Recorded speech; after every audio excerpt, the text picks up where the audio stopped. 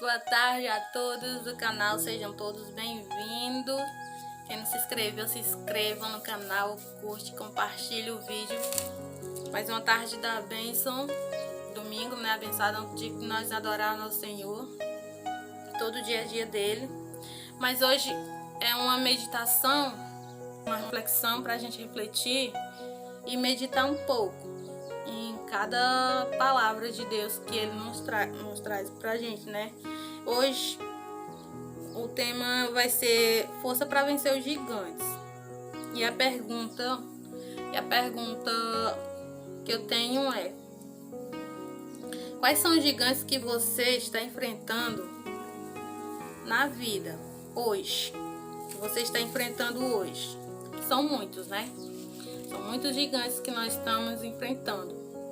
A pandemia, o desemprego, a depressão, o perigo, né? A gente tem que pagar as contas, né? Que o desemprego tá grande, não temos. E o gigante, ele fica gritando aos nossos ouvidos, falando, né? Dizendo que você não é qualificado para o desafio, que você não é bom o suficiente, você não vai conseguir, ninguém vai querer andar com você, você não tem futuro, né? E sua vida é uma fraude, né? Digamos que sua vida, se for uma fraude, sua vida é enganosa, né? Então, levante-se agora e enfrente o seu gigante usando a mesma tática que Deus deu a Davi. Que você vai estar pronto para dizer adeus à derrota e começar uma vitória vitoriosa com Deus na vida. Você está pronto, você vai estar pronto para descobrir sobre como enfrentar os gigantes que enfrenta hoje. Você está pronto para conhecer as armas que Deus prepara e para conquistar a tua vitória, né? Então, vamos para a tática que Deus deu a Davi. E também Paulo, né, ele vai contar o testemunho dele, né, lá em 1 Coríntios, versículo 2, capítulo 2, versículo 5, do 4 ao 5.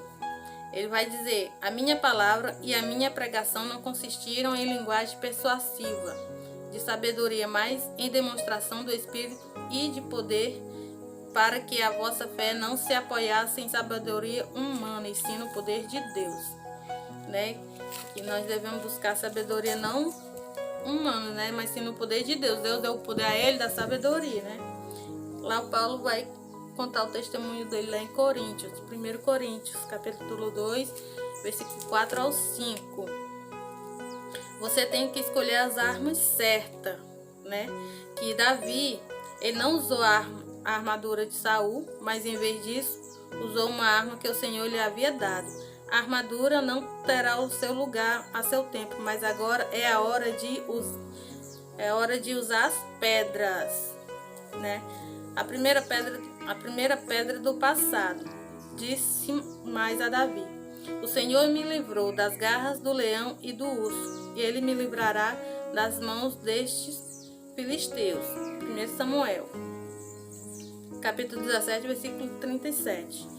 Lembrai-vos das maravilhas que fez, dos seus prodígios e do juízo dos seus lábios, vos descendentes de Israel, seu servo, vos filhos de Jacó, seus escolhidos. 1 Coríntios, capítulo 16, versículos 12 ao 13.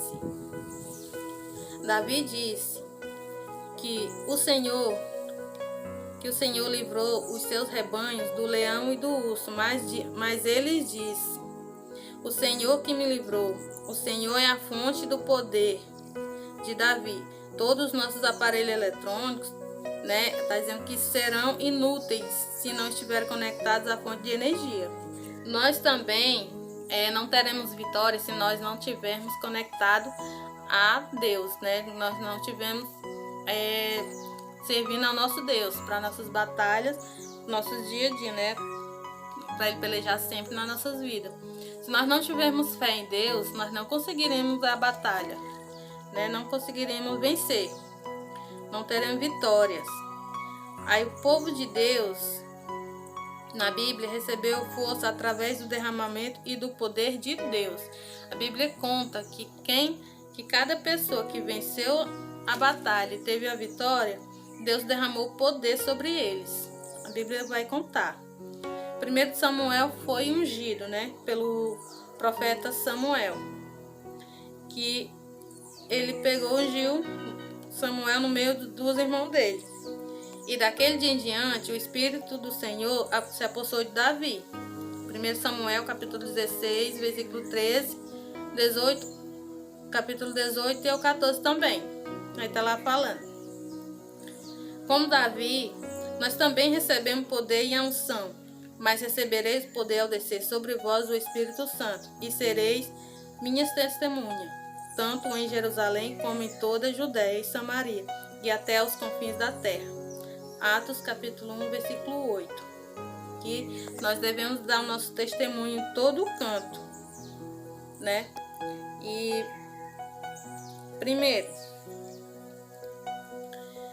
nós devemos conectar-se na fonte do poder de Deus. Devemos buscar sempre a Deus, E que Ele é a nossa fonte de poder.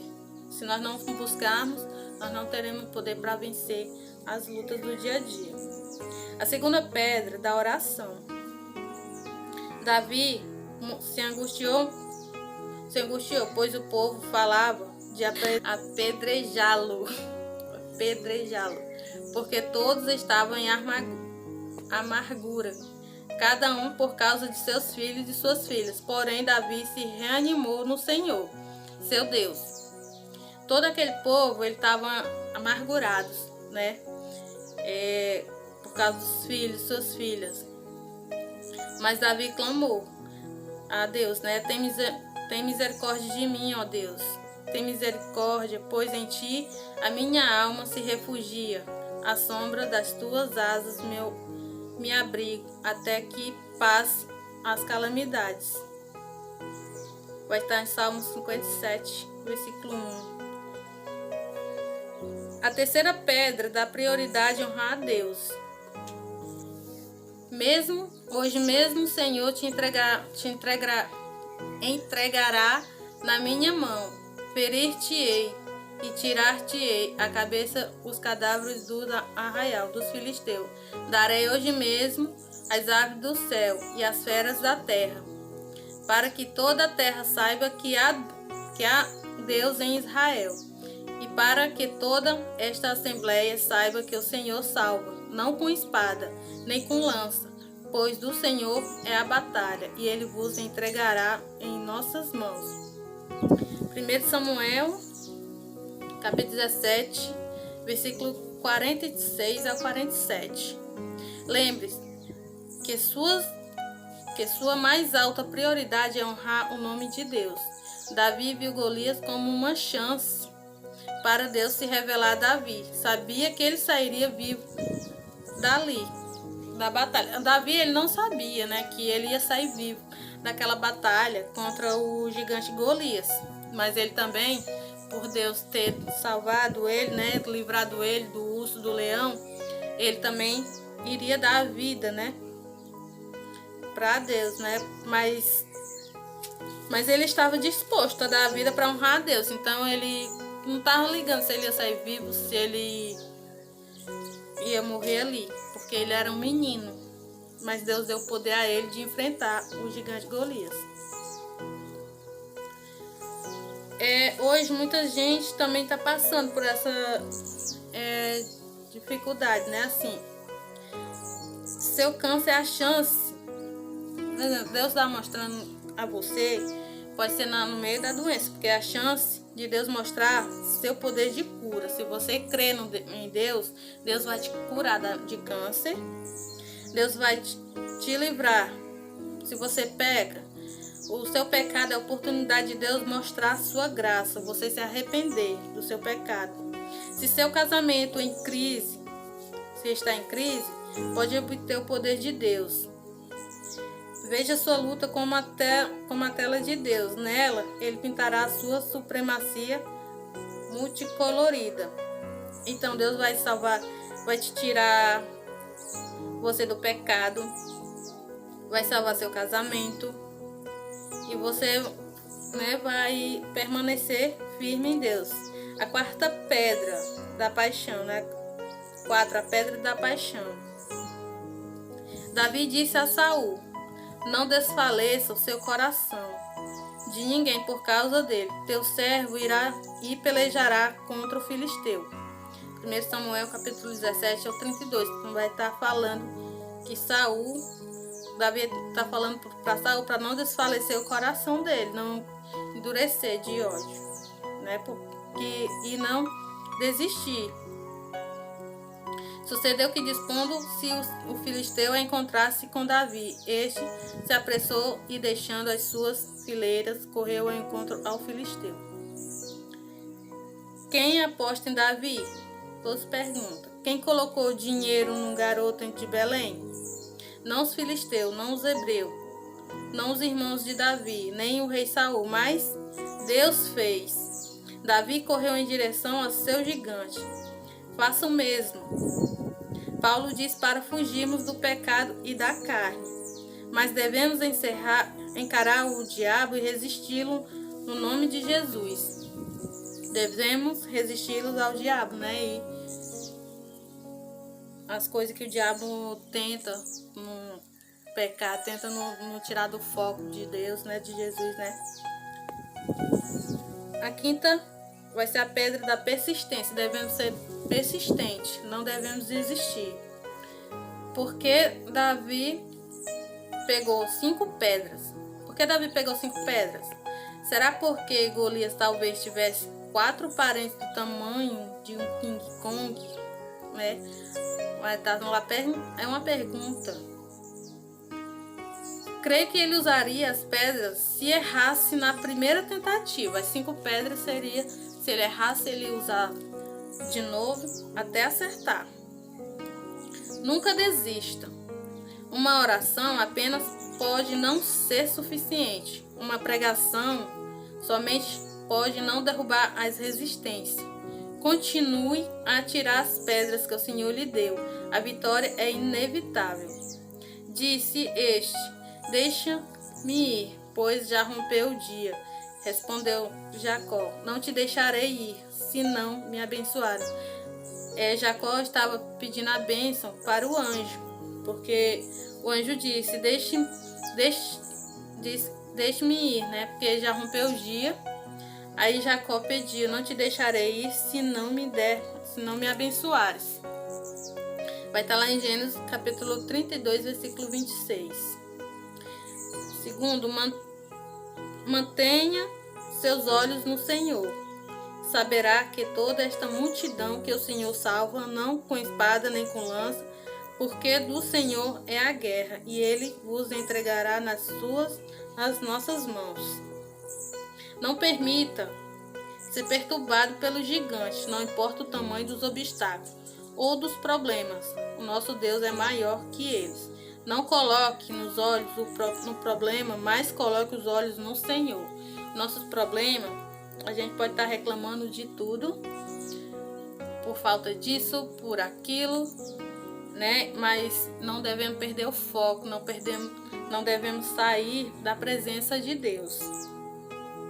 Não devemos deixar nenhum obstáculo, né, impedir o que Deus tem para nós.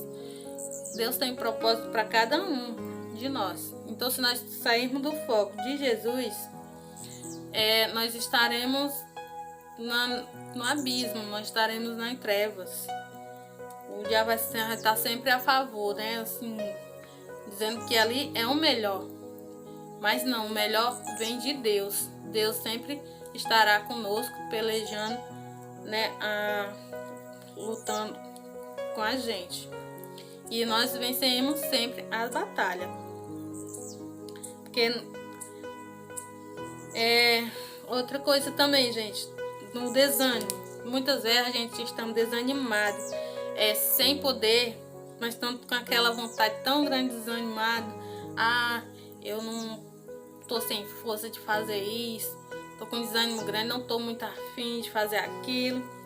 Não desanime por causa dos detratores. Sempre haverá alguém para subestimá-lo e chamá-lo de pretensioso. Sempre haverá alguém para julgar, mas permaneçam firmes na palavra de vitória que o Senhor já liberou. Para você, continue firme nas promessas de Deus, porque Deus tem bênção para te dar. Ele vai liberar bênção sem medidas. Ponha seu foco em Deus. Fale de vitória e não derrota. Fale de sucesso e não de fracasso. Declare tudo aquilo que o Senhor fará, né? O foco do Senhor, né? O foco de Deus. Sabe aquela pessoa que sempre diz que tá sempre com pensamentos negativos? Você vai ter que falar para o seu irmão ou para quem está perto de você, seja para o seu próximo, seu vizinho. Se ele estiver desanimado, achando que está tudo perdido, com aquele pensamento negativo, você vai chegar para ele e falar de vitória para ele. Falar que Deus tem bênção para ele, né? E falar de sucesso. Porque você vai ter que declarar para ele tudo aquilo que o Senhor fará por ele. Não só por ele, mas por você também.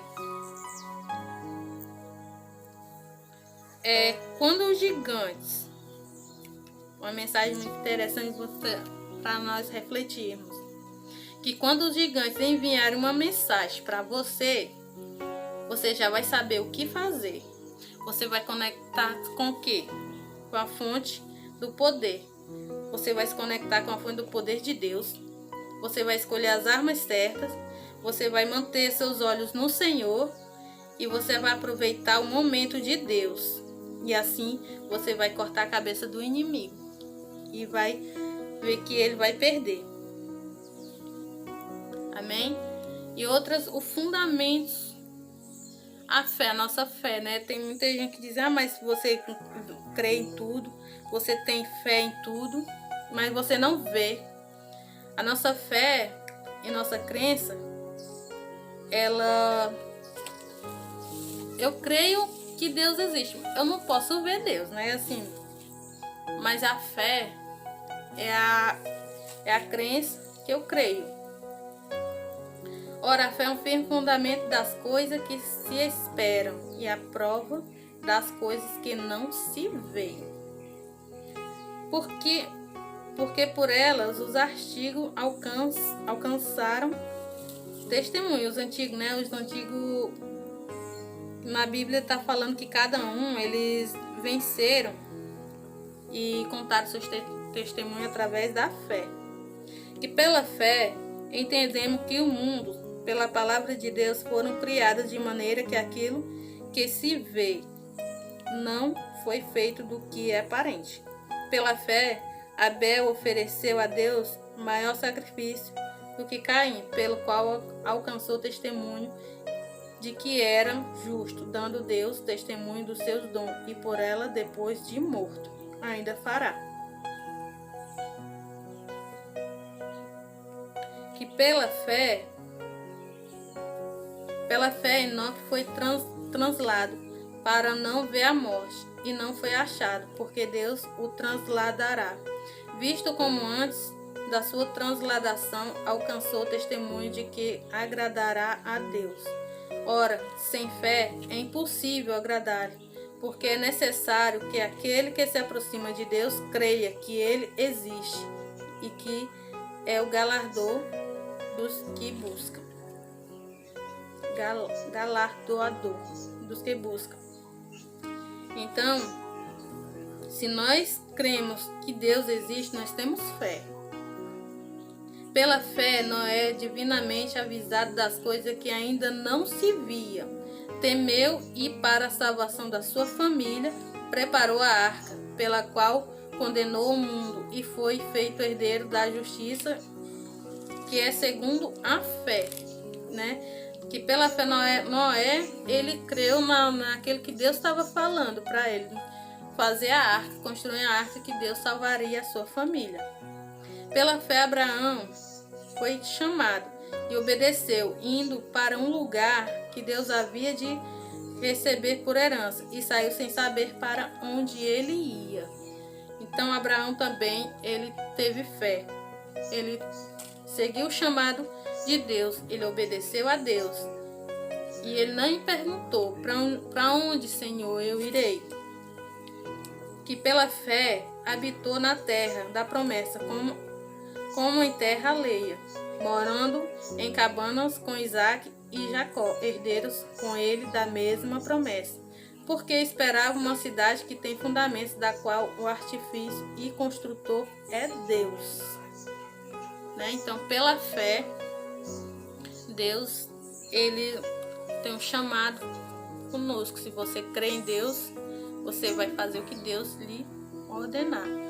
Você não vai perguntar para onde, você não vai questionar o que Deus tem, você simplesmente vai obedecer. Amém, irmãos? Então, hoje fique com essa reflexão, meditação na palavra do Senhor Jesus. Então, a paz do Senhor Jesus a todos e até sexta-feira, se Deus quiser.